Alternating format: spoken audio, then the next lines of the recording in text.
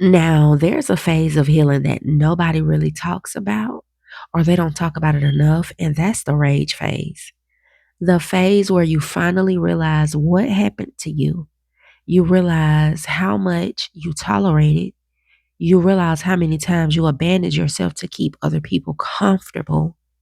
You start remembering the things you were told to get over, the disrespect you normalized, the manipulation you excused, the times somebody hurt you and somehow you ended up apologizing, and suddenly you're angry, really angry. And this is usually the point where people start calling you bitter. They'll say, you're too, you bitter. You need to let that go. You're too angry. You need to forgive. You're becoming a man hater. You need to let it go. But sometimes what they're really uncomfortable with is that you finally see it clearly. And I want to talk about that because if you're in this phase right now, I need you to know you are not crazy for being angry about what happened to you. For a lot of women, anger comes after the survival. Now, for some women, it comes right at the end and they end up lashing out. They end up on an episode of Snapped. I just did a story about Betty Broderick. That lady was driven insane by her ex husband. You definitely need to go check out that video. When you're in the middle of something, you're not always processing it though. That's why the anger comes after the survival. You're trying to survive it. You're making excuses. You're giving people the benefit of the doubt. You're trying to be understanding. You're trying to keep the relationship together. You're trying to be the bigger person, to not be difficult, to not be seen as dramatic. You're trying not to lose somebody or people. And sometimes you don't need the emotional space to fully, you don't have the emotional space to fully understand just how badly you've been treated. But then you get distant and you get older and you become more confident and you learn more about yourself and you start loving yourself. And sometimes it's when you grow up and you can get out of the house away from all the abuse. You got a job now, you got your own place. That's why I don't mind about women being on government assistance. I don't get now that's one thing I don't care if it comes out of my paycheck, tax paying dollars, that Section 8 housing authority, income based apartments. I don't care if it comes out of the taxes. We need that because women make the world go round. That is helping a lot of women get away from abusive, toxic relationships. But you really do. You learn more about yourself and you start loving yourself. And then suddenly you're looking back like, wait a minute. Why did I allow that? Why didn't nobody protect me? Why did I think I deserved that? Why was I always expected to understand everybody else's behavior while nobody cared about how their behavior affected me? That realization can hurt and it can piss you off. And sometimes that hurt comes out as anger, it comes out as rage. That's why I don't think we should be so quick to label every angry woman as bitter. Sometimes she's not bitter. She's finally processing something that she wasn't allowed to process when it was happening. And I want women to understand that there's a difference between being consumed by rage and allowing yourself to experience rage. A lot of mothers, um, they're not able to process what is happening to them because they're so busy raising their kids. And once their kids are older and can do a little more for themselves, that's when they're able to start processing. And that's when the rage comes in. And that's when a lot of people love to call the mothers bitter baby mamas or miserable. No, they're actually healing. And that's a good thing. You don't have to pretend you're okay before you're actually okay. You don't have to rush to forgiveness because somebody else is uncomfortable with your anger. You don't have to immediately find the lesson. You don't have to say, well, everything happens for a reason. No, ma'am. I almost lived and cursed.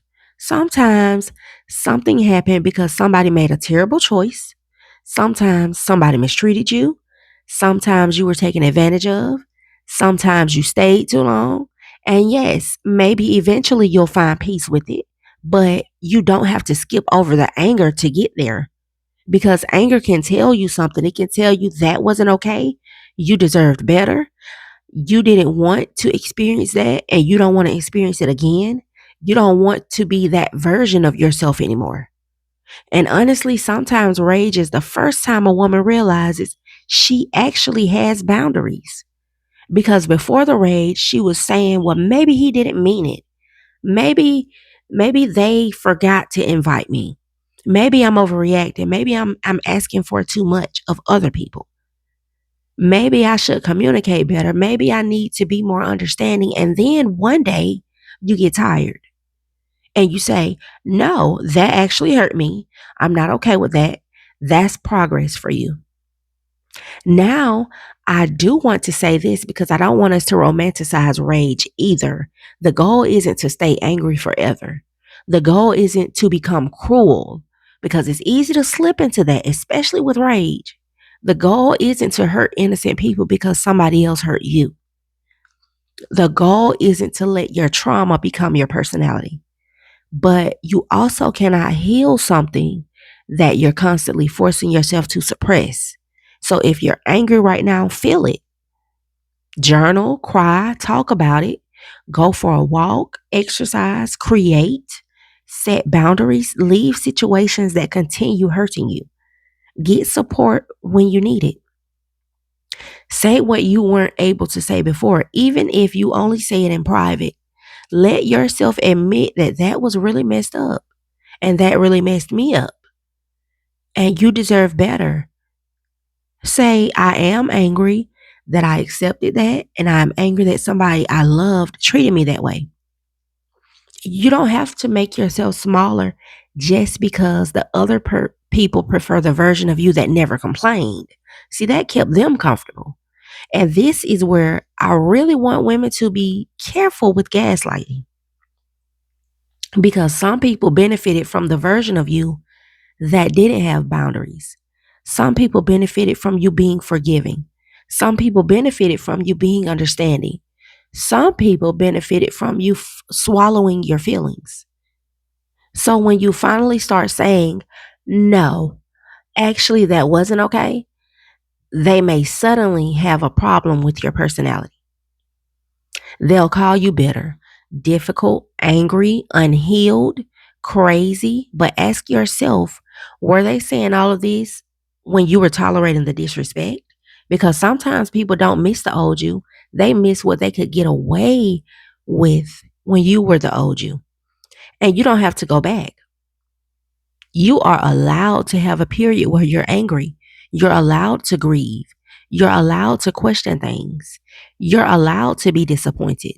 You're allowed to admit that something changed you.